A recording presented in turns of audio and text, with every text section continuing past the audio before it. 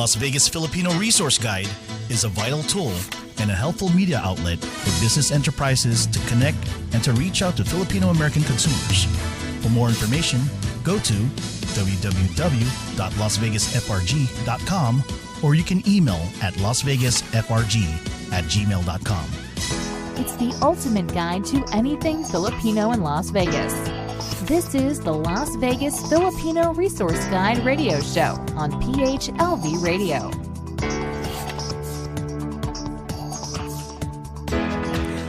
Well, good evening. Guess what, ladies and gentlemen?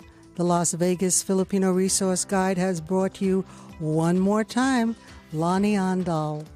Yes, I'm here without my partners one more time, but hey, I could handle it. We have Bernie Benito, who's my partner, and he is also setting up for the outreach program this weekend for the passports, and Gilbert Glorioso is right by his side helping him. So it's only me. But guess what? I'm not alone. I have a gentleman with me named Steve Lanoza, who I've known for years. They say that if you don't want to tell your real age, all you have to do is change your friends. But I happen to know him. It says he's been in the business 25 years. I know him just about that time when he was a loan officer at Countrywide, those Countrywide days.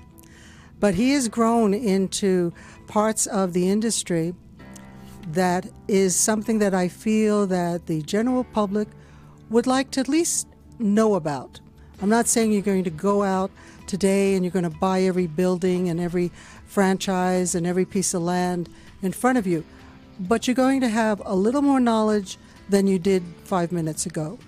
So let me introduce you to Mr. Steve Lanoza, who's going to talk about commercial vesting and lending and how you, the layperson, could possibly, who knows, be the next, no, I will not say that name that used to be our president, but be the next, no, I won't say the name of who used to be the GM of most of the hotels, but be your own next millionaire.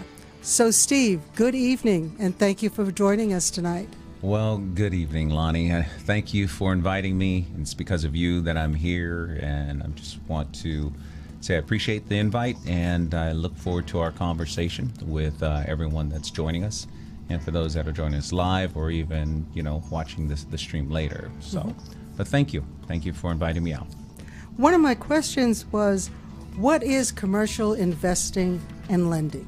It sounds something that only the people that we see on the news does. Good question. Well, let's first divide that. You asked two questions, really. What's commercial investing and what is commercial lending, right? Which one would you like me to handle first? Let's go with commercial investing, because I think a lot of people shy away from even the thought of that. Yeah, most people do. When you think of commercial investing, a lot of people in their mind, it's like, oh, it's something that other people do, that only wealthy people do, right? Keep in mind, when it comes to commercial investing, it is anything that is not residential. Okay. So, Some what does examples, that mean? yeah. Example. Residential obviously is a single family home.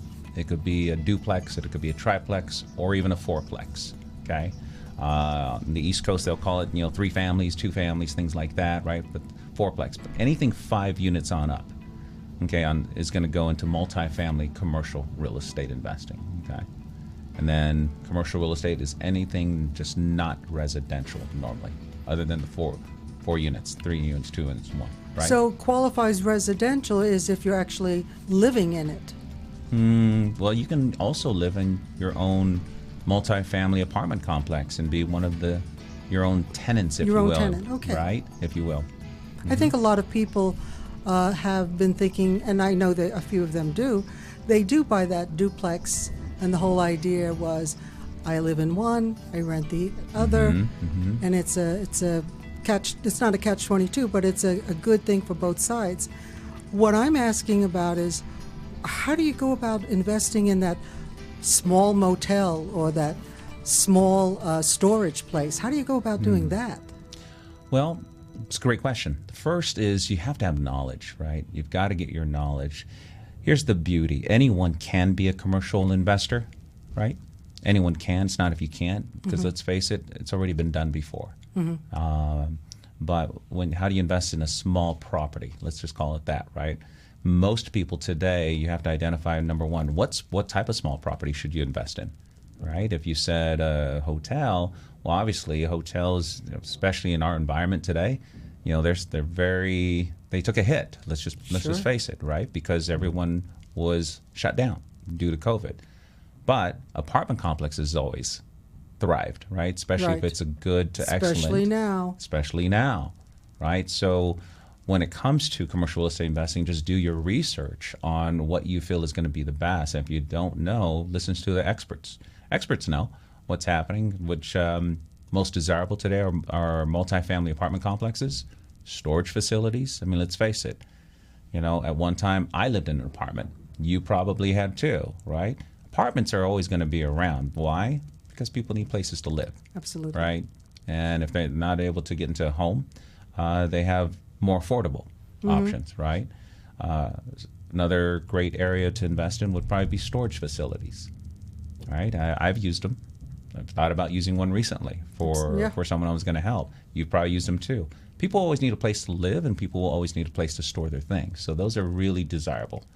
Very desirable. Is either of those projects more lucrative than the other, considering with a living habitat, you have to provide all the utilities, you have to provide maintenance of it. And to me, a storage place would be kind of free of that type of responsibility. Yes, there's advantages to both. Just depends on what your goal is as the investor. Some people don't ever want to deal with any tenants. However, let me just add this in. A professional investor really never manages things themselves. Exactly. Right? Yeah. I don't want anyone calling me at 2 a.m. because the pipe burst.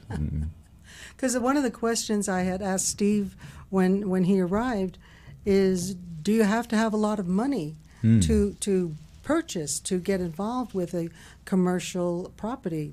How do you finance it? Another great question. Do you have to have a lot of money?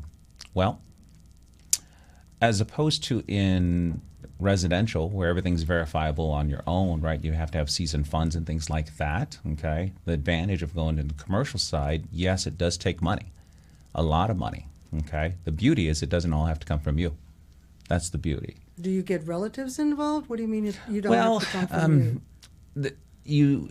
So when it comes to investing in commercial, right, it does take money, but professional investing, right, many will use OPM. The beauty is it's really based on the performance of the property. And for those who don't know, OPM is? Oh, I'm sorry. Other people's money. We call it other people's money. Right? Some people will say, maybe your audience may have heard, okay, well, what's other people's money? Other people's money could be, yes, traditional lending, conventional, right? But investors, right, the more savvy investors will generally use non-conventional, non-traditional methods. And some people maybe in your audience will go, okay, that's hard money. Well, there's another form too called private money. Okay, there's a sector of private money lenders out there, which they don't want to do the work. They're willing to invest in other projects, lend their money out, and get a percentage. They get a rate of return on their money. That's what they want to do. They don't want to do the work, but they want their money working for them. Is that what's called the hard money lenders? No, private money. Private money. Private money. So then what's a hard money lender?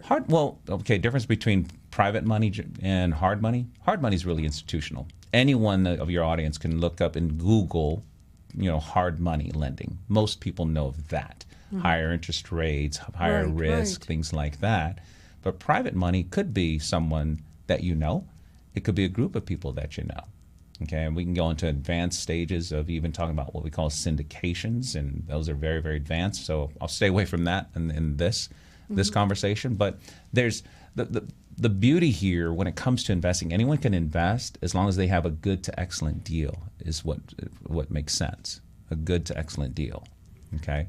So if there was someone right now that we know that wanted to invest in a commercial project, let's say storage. Okay. If you were to do a shopping list, what's the first thing that they would need to do?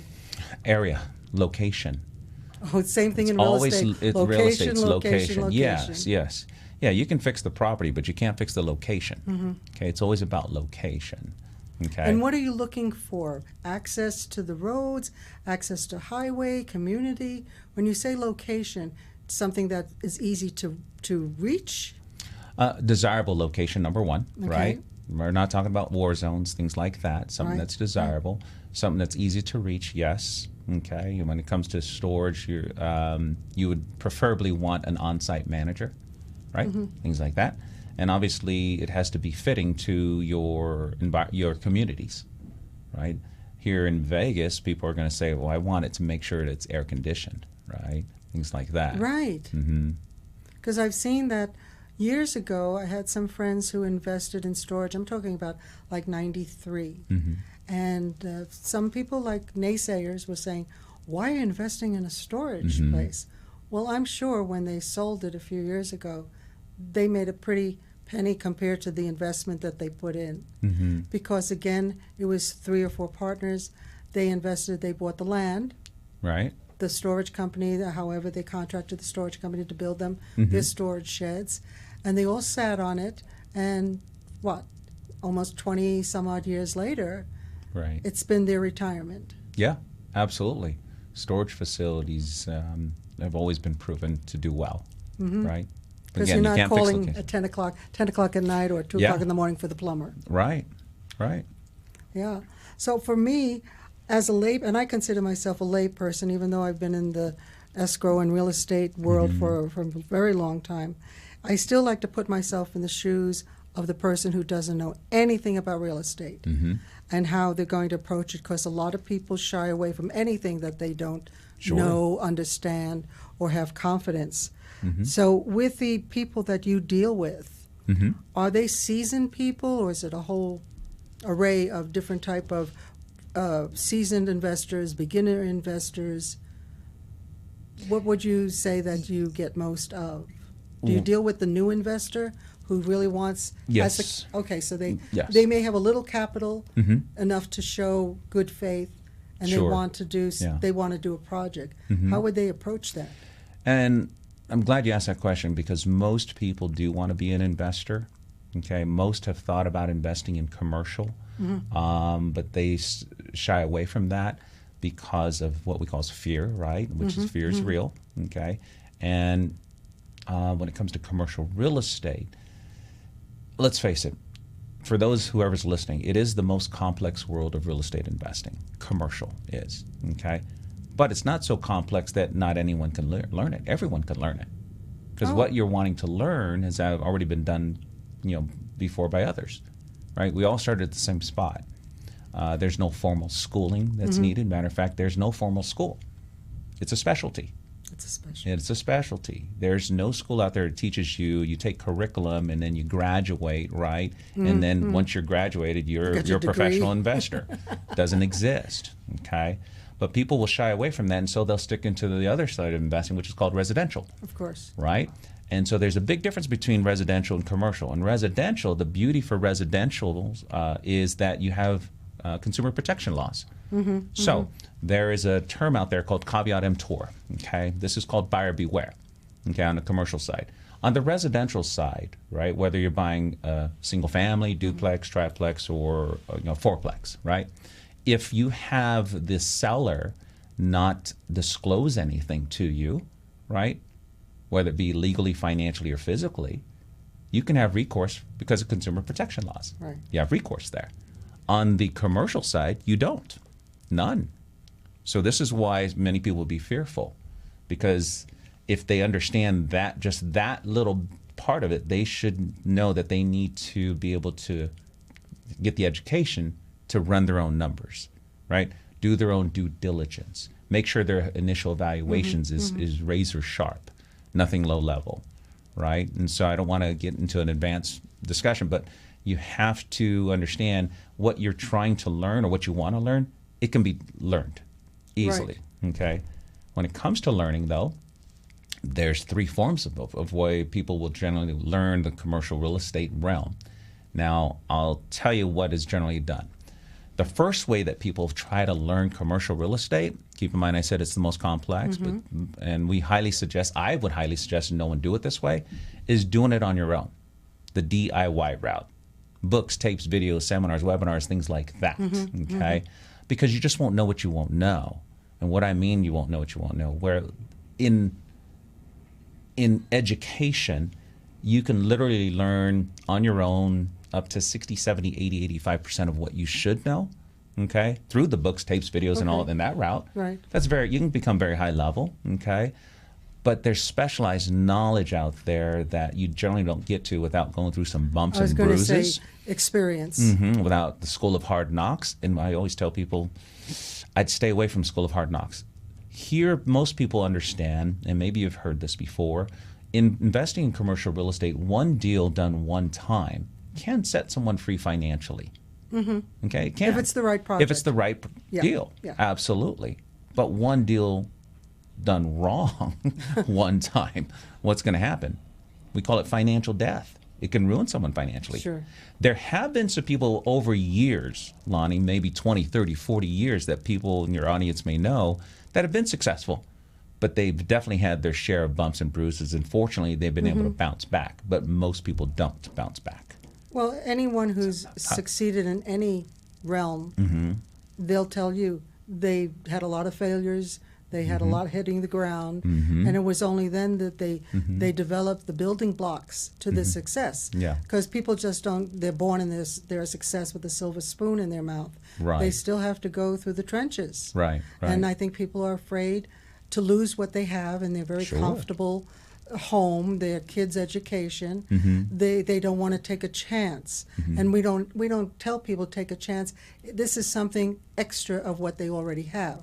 Right. If they kind of bubble what they already have, they're not putting that at harm's way. Right. And if they're ready to invest, if I was going to do, say, a storage, I'd want to look for other people who are looking for partners, because they kind of did all the work in the beginning, and I could learn from that.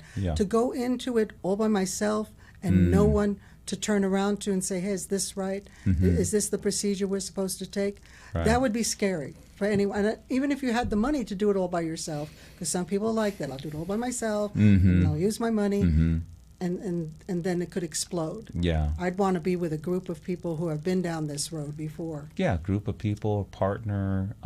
Yeah, absolutely. You want to get your education, right? You see, a wise person will learn from their own mistakes and failures, right? But a wiser person learns from other people's mistakes and failures, right? You know, I like to think that I'm a wiser person. I will learn from other people. My business partners are way more experienced than I am. That's how you kind of like. It's sort of like an interaction with the people, is like in Star Trek when Spock used to put his fingers on someone's head by the pulse. He absorbed their knowledge. Their knowledge. That's right. That's right. I think too, a smart person is someone who knows they don't know everything. Yes. And that's the thing. Many people, have to be able to get out of their own way. Yeah. Right? It's true. Most people won't. So true. I mean, look, I appreciate when people have knowledge. I do. I appreciate the skill sets, the professional. And, when people say, well, I've done this, I've done that. I appreciate all that. That's fantastic. But a person that they've never gone in commercial real estate before, they got to understand they truly don't know it all, and none of us really know it all. We have, very, very high levels to where, there's a few people in the world, right, in the U.S. that, especially here in the U.S., but out there that are considered gurus and experts. I would not consider myself a guru and expert in any way, shape, or form. Do I know them? Yes, I do, but I wouldn't consider myself that level. So the first thing we talked about, right, is one way is to try to do it yourself. The second way people will try to learn, and it's a good way, is by building relationships, networking. Right? Because as an investor, you're a business owner, right? You're not an employee, you're an investor. And so all business owners, they have to network. It's a relationship world, right? You need people to know you, you need to know people. But many times people will network with other individuals, and so if any of your audience is listening, they're probably familiar. You go to networking groups. Sometimes in the real estate world, it's called RIAs, Real Estate Investment Associations, meetups. seminars, webinars, and many people will get their license, right? I have all these licenses, I got these designations, I'm a broker. That's great, okay? But keep in mind, you can learn, again, only up to maybe about 80-85% of what you should know. And being a realtor, I appreciate the realtors. I appreciate the brokers. Absolutely, right? They're worth their weight in gold when they help you do what you want to do, for sure, 100%. And I would always tell people, if you're just looking to buy things as an investment, then yeah, use a realtor or a broker. But if you're looking to be an investor, it's a different world. Most realtors and brokers are not investors, just FYI.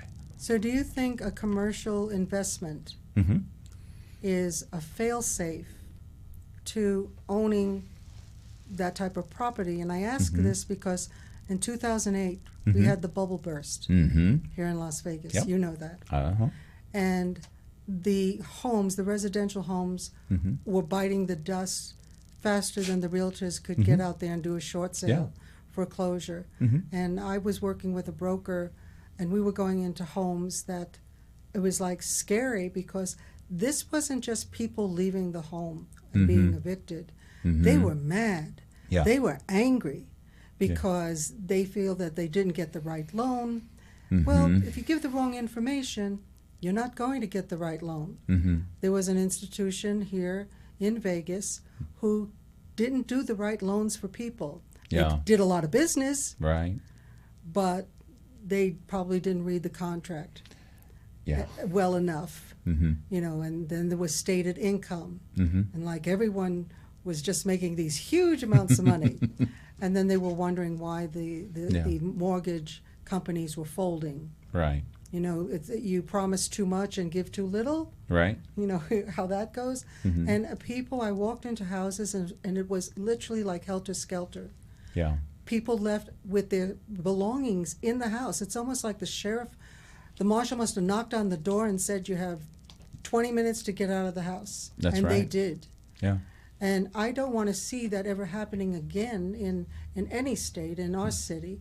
So if you were to have a commercial situation, like a storage place, because like you said, everyone has to live somewhere, everyone's got to store somewhere, especially if they're leaving this big house, going into an apartment, at least they could put their stuff in storage. So say if there was 2008, do you think the storage companies were on an uprise? Were they like shielded from this type of bubble burst? Storage facilities did very, very well, as they are doing very well today. Okay. Now, again, it's you have to make sure it's the right storage facility, right? Remember we talked about that. Okay. So let's go back to let's just go dive in that just a little deeper. What was happening, right? It was the mortgage implosion. Nobody had control. Right? No one had control. But here's the thing about that, right? And so now people are fearful. We'll compare that to where it is today, right? So nobody had control. But here's the question I always ask people: do you believe there were professional, investors, whether it be residential or commercial? But do you believe, well, since we're talking commercial, there were professional commercial real estate investors that were always doing well, regardless of what was happening? What's your belief? Yes? I think they did, because I don't remember seeing a storage place close down. In fact, I would just see more being built all over the town. They were doing well. They were doing well. Right, because they were professionals at it. Keep in mind, they knew the ins and outs. They had specialized knowledge. They knew that regardless of what happens in the economy, right, they're always going to thrive. See, in real estate investing, that's like a fail-safe investment right there. Yes, in real estate investing, right, when it comes to properties, right, when you go with the most desirable, like we talked about in the very beginning of the show, right, homes, multifamily, and storage facilities. People will always need homes. People will always need storage. This just goes back to the basic necessities: food, water, shelter, right? So if you always need shelter, right, and if you're doing it right and you're a professional, you're always going to make money when you buy right. Okay, that's the key. Buying right. You realize your profits whenever you sell, if you do sell. Okay, so let's compare that. Back then when that happened, some people would go, wow, Had I only known,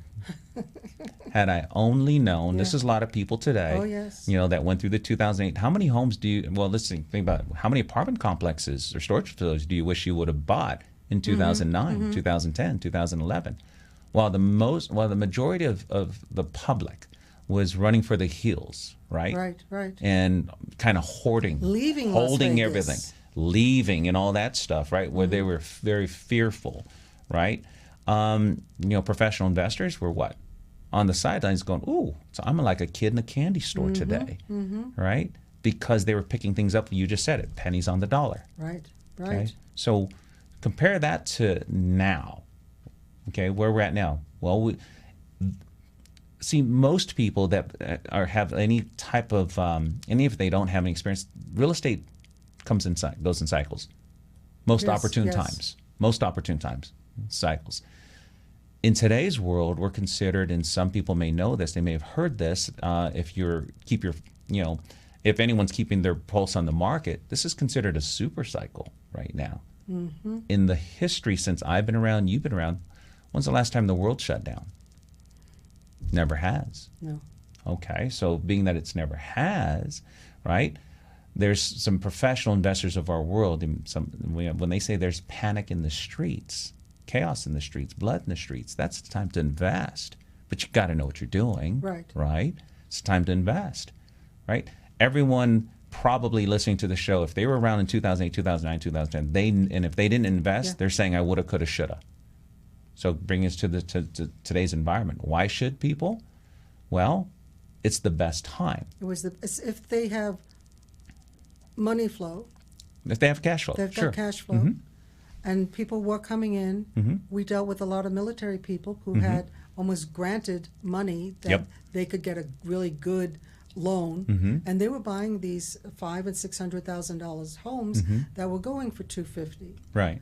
But because they could be mortgaged and guaranteed on their loan. Yeah. And then the people that were coming in from California and New York, and they had their reserves, and like you said, it was a good time to invest in these properties. Yeah, even on the residential side, but more so now even on the commercial side. Right. Okay, so why commercial over residential? What would you think? Why would someone want commercial over residential? Right now, like you said, well, the residential is easier knowledge to obtain. That's how I see it. They've lived in a house themselves, so they kind of know the process. Commercial would be the unknown type of thing, and that's kind of scary in itself. And like you said, where do you go? Right. You go to the library, you take seminars, you go do webinars. You get the knowledge, but in practicality, you haven't taken that first step. Yeah. So you've got all this knowledge and suave, and you figure, okay, I'm ready, but are you ready to go forward and make that investment? Right.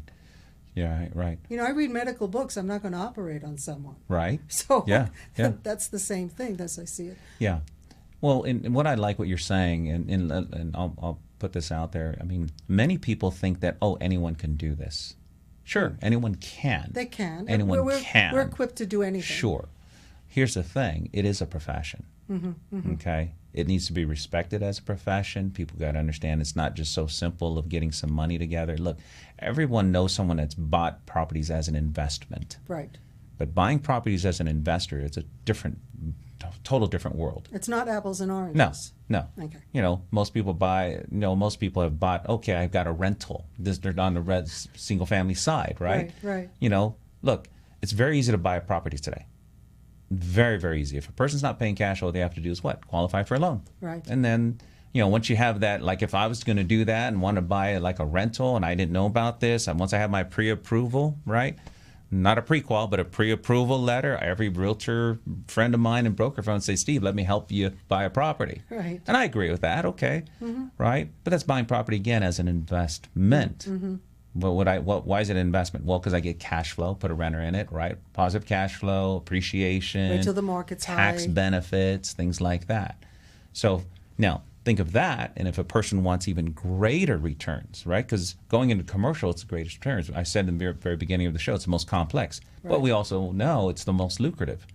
See, every wealthy individual on the planet, every single one, they all have commercial real estate in their portfolio.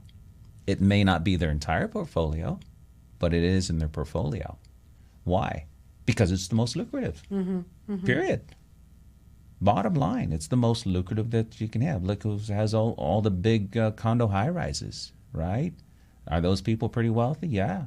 Or what? Or maybe if it's going advanced, maybe you don't even have to own it, but you can do what they call as a master lease on that. Now, again, I'm starting to get into some very, very high-level stuff, but like one of the most famous commercial investments that a family put together, and they don't even own it. It's an investment on the Empire State Building in New York. Really? The investor doesn't own it. So. Yeah, it's called a master lease agreement into that. Lease. Yeah, and some people go, "What's that?" Right? So circling back to the knowledge piece, right? If a person doesn't take advantage, if they're going to go into this world of commercial real estate investing, they got to take advantage of all their resources and other people's resources, because not just your own resources, it's your resourcefulness, right? That's why I appreciate what you guys do here with the resource guide. It's a resource, right? Right, so exactly. All the information's available. Person has to really just, ask, right? It's kind of like the good book. Ask and you shall receive, right? Seek and you shall find. But ask. The library's full of information. Online's full of information. YouTube, Google. However, I wouldn't bet my entire investing career on all of that. What I would do, I said there's a couple ways. The one we talk about, networking, right? You can learn up to 85%. I always tell people, seek out a mentor or a coach to get the specialized education. You can only truly learn. It is what it is. Let's talk about when people say, I want to create generational wealth, or I want passive residual income, a legacy for me and my family, all those types of things, financial freedom. Right? You can only truly learn that from someone that's doing it, that's done that. Okay? That's why the networking side, most people that network, unfortunately, well, not unfortunately, but most will network with people that are in the same boat as them. Okay? And then the other information with the others that they're networking with and networking itself. Right. Okay, unless it's a mentor of those or coach of theirs. Okay. Generally, those folks don't share any information with them because, let's face it, it's a business and it's not personal, right? People that are networking, you may have lunches with people, golf with people, even go to church with the same people. Well, haven't they said the big deals are made on the golf course? Yeah. That's deals, but I'm talking about as far as an education side, not going to generally educate you on the ins and outs, because bottom line, most people don't want to share with other people how to get the deal that they may want. So I heard you at a networking event that we were both at, and I was kind of back to back with you. I heard you talk about it's necessary to utilize debt to accelerate wealth. Give me some more of an insight of what that actually means, because I don't want people going out there taking their charge cards and going crazy, thinking, hey, I've got all this $10,000 worth of debt, I'm going to be wealthy. Yeah. What does that actually mean? Break it down for me. All right. Debt can be an accelerator to wealth. Okay. Leverage is really what debt is. Now, some people, when they hear the word debt, oh my gosh, that's a 4-letter word. That is one of my worst, right? Okay. Debt. Okay, and there are some people. There's some school of thought that believe that there's no such thing as good debt. Okay, is there such a thing as good debt? Well, let me ask you. Just ask the audience. If you can take out a loan, okay, on a property, right? But the property, right, the loan is paying back the cost of the loan, okay, and provide you some cash flow. Okay, is that good debt? Is that an asset? And you're also getting more value because of appreciation. We're just talking about real estate, right? Right. So in that sense, if it's paying you money, right? That's why most literally invest in real estate, because they're looking for that cash flow. Sit on the property until there's a boom, like now. Everyone who's been sitting on a property, whether it's a short or a long time, they're just saying the market's hot. Let's sell now. So, and that's what they do. Yeah. But even some people, when you say, So you sell your house now because the market's hot. Where are you going to move? He's gonna have Whatever another place to profit live, you right? made on this house, it's going to be 2 to 3 times as much trying to Right. find an equal house Yeah. of the same. But for an investor, if he has a few properties and he's feeling, oh, well, I'll sell now because I'll make, a leverage of what I invested in this house. Yes, he's making money. Yeah. So But if they he can't use take debt for that, yeah, but he then it's can't good take debt. that money and buy another Right, house to right. make as much profit Right. because the another house is going to be twice as much what he originally spent. Yeah. So that's exactly right. But getting onto what you said, good debt, right? Yeah. Good debt, bad debt. And by the way, whatever people do, right, whenever they're consulting with someone or talking to someone, whatever they do with their financial resources is up to them, right? I don't want any of the audience to say, well, Steve said this, that, or the other thing, right? So when it comes to debt, let's face it, the world is full of debt, okay? Consumers hate it. They really hate debt. Consumer-minded people. Investors love it. Why do we love debt? We want it. See, consumers, and I was a consumer-minded person. I had 2 credit cards. One, this is famous. One credit card you never use. It's for emergencies only. Right. And the other one you use for basic. We all have those. Right? Okay, we're just talking about the basics of debt. And one that's used in charge, and so you can get a good credit rating. That's what my parents taught me. But my parents were consumers. They weren't investors. Until I learned on the other side, investors, we want as much accessibility. So we want as many cars as we can, as fast as we can, right?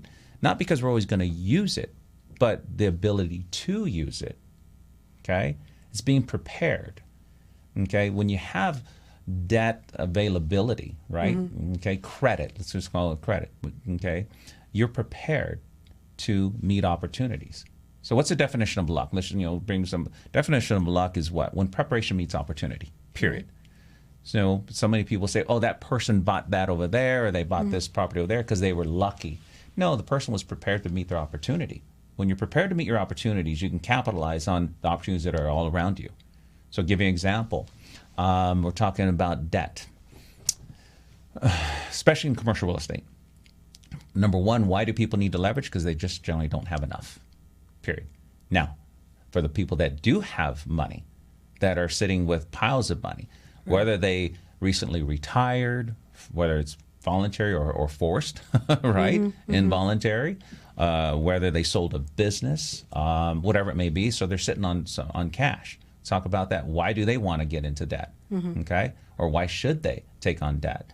Well, because of the fact they generally don't have enough. Even if you have $1 million of your own money today, okay, which could be some of your audience. Even if they have $1 million, that's not enough to really get to where you really want to go, okay? Some people say, I'll sit on $1 million. Okay, depends on where you're at in your life. That may be okay, but look, $1 million today isn't not what it was 30 years ago, No. right? 6 figures today is not what it was, 50,000. It's because of what? Inflation, Right. and because of cost of living and stuff like that. So you've got to have debt to capitalize Right. on opportunities, okay?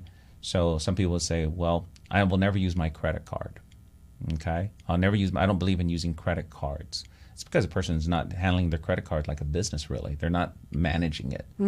So investors will take on, when it comes to debt or credit cards, they'll generally have 3 sections of credit cards. I'll have credit cards for personal. Right. I'll have credit cards for household. And then I'll have credit cards for business purposes, okay? So would that be advisable then? Well, I'm not going to say advisable. This is what professional investors do. They'll do that. Why? They'll very rarely use cash. But they're Why? building up their credit Yeah. along the way. Yeah, they'll very rarely use cash. So, to give you an example, why won't they use cash? Well, there's generally no incentive to use cash. People go, well, wait a minute. That's counterintuitive than what I've been taught. Well, I was taught that you always use cash too. Right. Okay? But there's no incentive to use cash. Well, if I use my card, then I'm going to pay interest. Not really. Not if you're managing it properly. Right. Okay? Right? Buy something, pay it back, Well, yeah. and that Okay. puts you in a positive. Yeah. Yeah.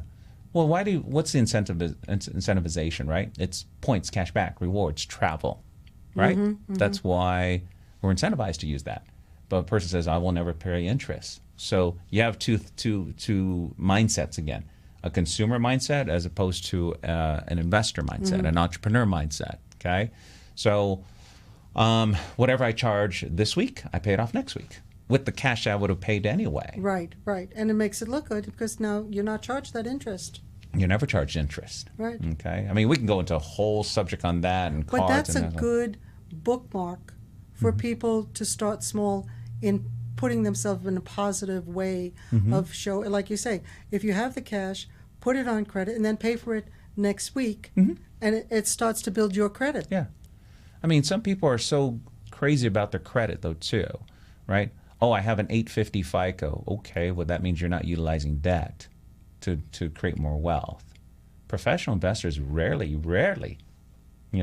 will have a straight 850 FICO. Their credit is up and down because of the utilization. Right. And they'll charge, pay it off, all those different things. But going into good debt versus bad debt is something that's not an asset for you, not creating an asset, not giving you a return, okay? You're like, okay, I'm going to charge my, $5,000 on vacation. Okay, that's great, okay, stuff like that. But how about get an asset that'll pay for that vacation in cash? Right, Because of cash flow, right? Business. I think a lot Expenses. of people who are just your average Joe going to work 9 to 5, working for a corporation, organization, they're not thinking of investing. They're just glad to be able to put a little money away, pay their bills, and be able to go to sleep at night. That's the average person. I agree. And here's the thing, that average person, if I can tell the average person, you can have that and that'd be great, but if you've always wanted to, don't be fearful to be an investor. Just get that knowledge. Get the knowledge first in anything, really. Well, see, all of us have things that are happening around us all the time that are, that we could really, if we had the knowledge, we can capitalize on. But because we don't, we're fearful, like we talked about earlier. But everyone knows someone that's been affected by our economy. Sure. Right? People are leaving place, they're having to sell. Okay, I'll give you a scenario.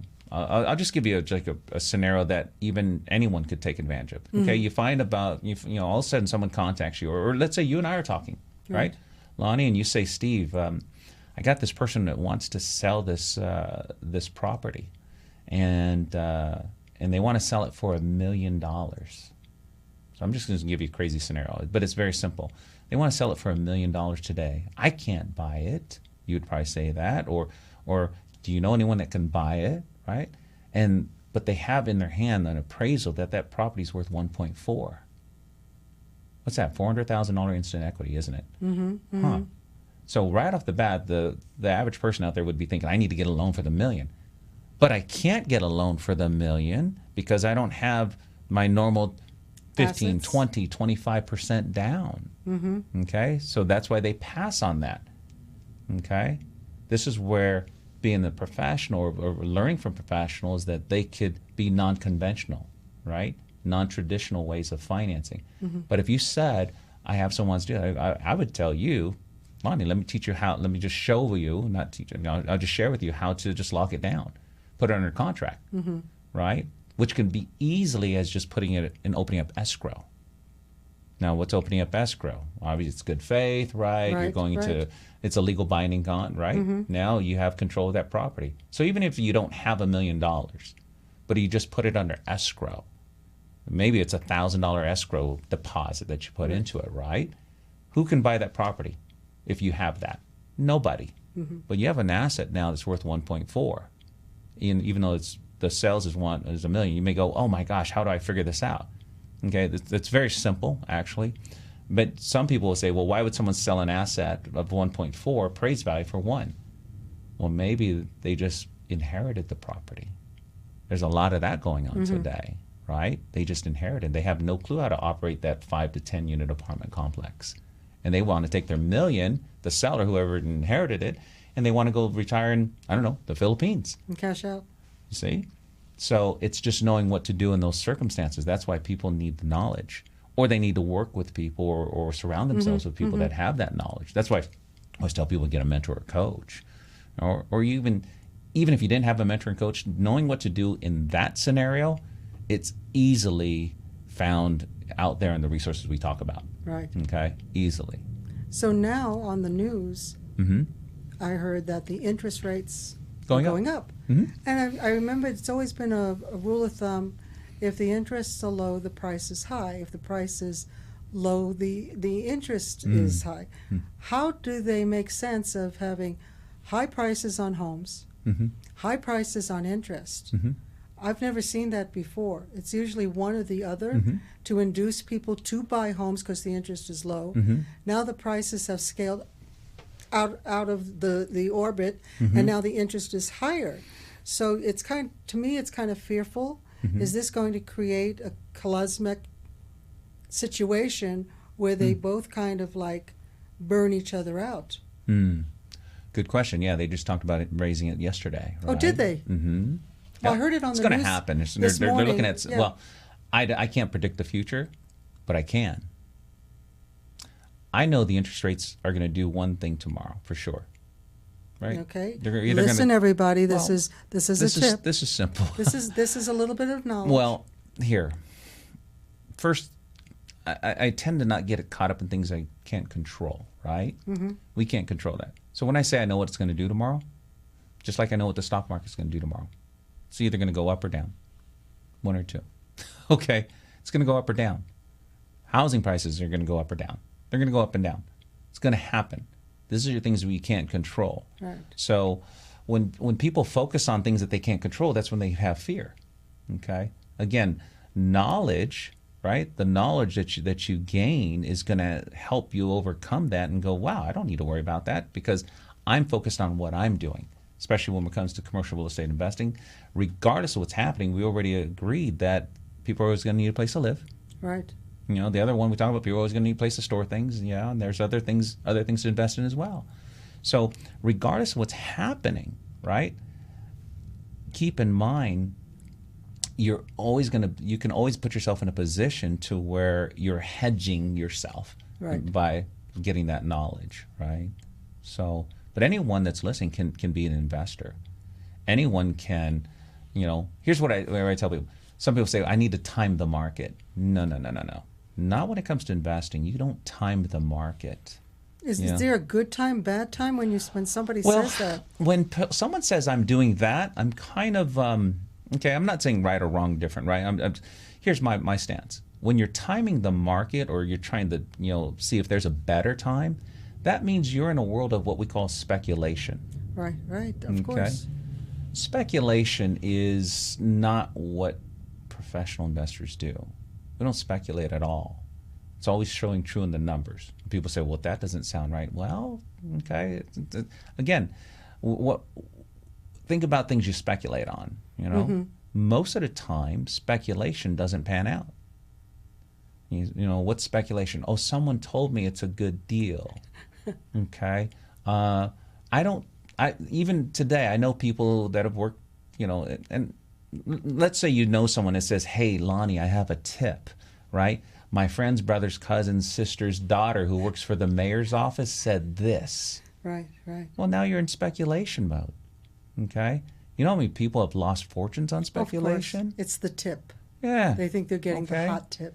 So it's, again, goes back to your education. You've got a very educated audience out there. I know there's many educated people. And the ones, even if they're, when I say educated, right, we know we've got people that have degrees and things like that, and we have others that don't. It doesn't matter you don't need a special degree, you don't need a special background, you don't need it's life education. It's life education, but the information you're trying to, that you should get, if you're going to go into investing, just start with the basics. Right. Number one, ask yourself, do I have the right mindset? Okay? And then again, look, I always believe in if you think you can or you think you can't, you're going to be right. But what's most important is if your why is there, your reason to be the investor, right? To invest, to grow your money. Your reason is strong enough. You're going to figure out the how to, right? They need to contact your resource guide. They need to contact you, right? And just reach out. Don't be the person that says, well, I want to be the Lone Ranger. The Lone Ranger people are generally always alone. Is always alone. And you don't succeed alone. You know that. I think that tonight has been enriched not only with information, but inspiration of, can I do it? It's the little engine who could. And Steve, if anyone has questions out there, unfortunately we're not live, so you can't call in. But at any other time you just want to discuss with Steve, and hey, can you suggest a good book or a webinar, or maybe there's an organization that's having an event, would it be worthwhile to go to those and listen to other people? Kind of like gather your nuts like a squirrel and get your information. But Steve's number is 858-247-2616. I'll repeat that while you're getting your pencil, putting your fork down, putting that beer down. 858-247-2616. How fortunate the Filipino Resource Guide is tonight to not only bring advertisement, entertainment, but to bring knowledge into the living rooms of people who are listening to our station. I think that's most important. And bringing in quality people such as yourself. It's not because I think you're a great guy. And actually, for those who say, Steve Lanoza, what does that sound familiar? Well, Steve, I met Steve again after many years because he hosted the first Philippine Independence Ball at Texas Station. That was in 2014, I think it was. And right. I had asked Richard, and everyone knows Richard Aguilar. I said, I need a host because I can't host it because I'm one of the organizers, that I'll have just a small part. I need someone with that good voice, that kind of suave, and he has to be Filipino. Just so you know, ladies and gentlemen, if you notice, he didn't have an accent. So where's your family from? They are from the Philippines, Ilocos Norte. Did you hear that? So he's a genuine Filipino, so no one thinks that he's Polish. And he hosted our event to such a degree of, we had a successful night, and people just enjoyed his presence, his personality, and of course, having the first Philippine Independence Ball in Las Vegas. It was something that Bernie and I had been thinking of for a very long time, to put all the organizations. It was like bringing all the islands of the Philippines together under one roof, not having the Bisayans at one and the Bicol nuns. Everyone was there. Right. And you celebrated that with us. And I don't know if I thanked you enough, but I'm thanking you now on radio. I enjoyed your presence, your professionalism. And as you could see, the man knows his stuff. And that's most important, because I want to bring to our listeners people of quality. If you could walk away kind of at least curious to what Steve said tonight, that makes you want to at least look into it. I'm not saying you're going to run out and take your money or your connections and start investing, but it's going to give you that one more piece of knowledge to put in your brain to go, I know one more thing. Because let's face it, folks, don't ever think you know everything about everything, because every day you wake up, you're learning something new. And that's how you should look at life. If I was going to suggest, that's how you have to look at life. Whether you go and be a commercial investor, entrepreneur, doesn't have to be. But now, at least you could say, I know something about this. And it gives you an enrichment, so you have in your brain something more than just gray matter. So until the day that you're put into the ground, you should always try to fulfill your life and the people around you with additional knowledge. Not like, well, I don't know nothing about it, so I'm just going to put it down. Because you have a lot of people like that. If they don't know anything, they don't even want to promote it, go near it, anything. Right. But soon as you know something more than what you started out with, it's like, maybe you should look into that. It's an adversary of knowledge. Right. At least you have that. So, ladies and gentlemen, the Las Vegas Filipino Resource Guide is not just entertainment, not just advertisers, but bringing you people to help enrich your life, such as Steve Lanoza. So I thank you. Thank you. It's an honor to be here, and I it's because appreciate of you, and that I said yes. And okay, how much do I have to pay you? Nothing at all. But from day one that we were introduced, absolutely, it's always been an honor. So anything you ask me, I'll always help. I see this is the type of persons that I want to surround myself with, because I learned something about commercial. I learned something more about Steve. So to me, I feel enriched. You know, and we don't always have everything we want in life, but life has given me 72 years to be on this earth. What a blessing. And it's a blessing. Mm-hmm. Every day you wake up, especially with COVID, and we've lost a lot of people in the past 2 years that were our community leaders, our friends. So every day you have to enrich yourself and say a little prayer to those that we did lose. Yes, absolutely. And I know that people out there, if you have lost a loved one due to the COVID or any other disease, always think of them to make you smile, not cry, but make you smile. And I think you'll be enriched by that alone, to have that feeling of that you had the opportunity to know that person. Yeah. That's a good thing.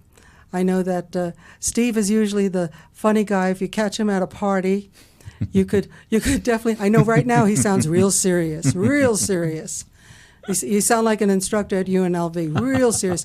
But he's a fun guy. I can tell you that. We've had some fun. We had some fun, and he was at our actual first mixer at the Cafe Manila.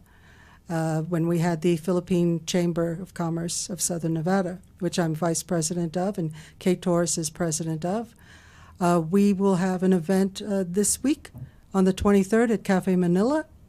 So if you're interested, please go on our Facebook, go on Kate Torres's Facebook, my Facebook, and let us know. It is an event that's going to be very knowledgeable for the community, and it's free. Because it's your event, I'll be there. Thank you, Absolutely. Steve. Thank As you. I said, ladies and gentlemen, tonight has been a night with the Las Vegas Filipino Resource Guide and my special guest, Steve Lanoza. Thank you again. Thank you. And good night till next week. And next week, ladies and gentlemen, is going to be a big surprise, a very big surprise, a very well-known person here in Las Vegas. So stay tuned. See you then, or rather hear you then. Bye-bye now. The Las Vegas Filipino Resource Guide is a vital tool and a helpful media outlet for business enterprises to connect and to reach out to Filipino American consumers.